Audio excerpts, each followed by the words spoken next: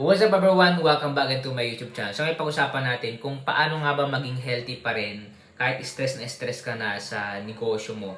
Okay? Kasi sa pang-business talagang daming challenging.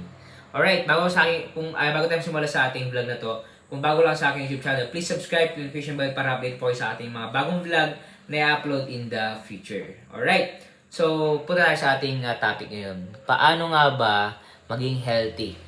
Okay? Habang tayo ay may problems, may stress tayo sa negosyo, kasi karamihan na na-stress is pumapayat.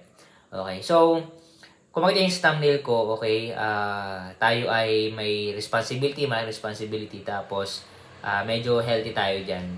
So, as my experience, ako kasi ay dumaan ako sa kapalpakan sa pagninegosyo, bankrupt, okay, nagkalugi-lugi.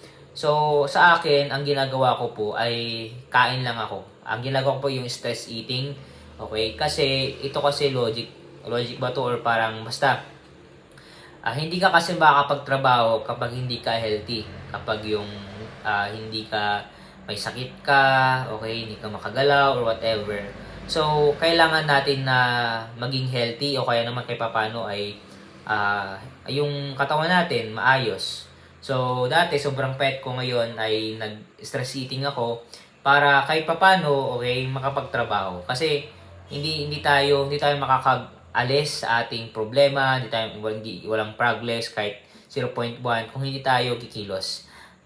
Sa Bible po 'yon na kailangan natin kilusan, okay, yung ating goal, mga gagawin sa buhay. Okay, so yun lang naman. Kung gusto mong bumili sa aking libro, okay, please click the Facebook page, official link pa namin sa description. Okay, at marami kang matutunan sa libro na to. Salamat po sa suporta and God bless you all. Dito muna tayo.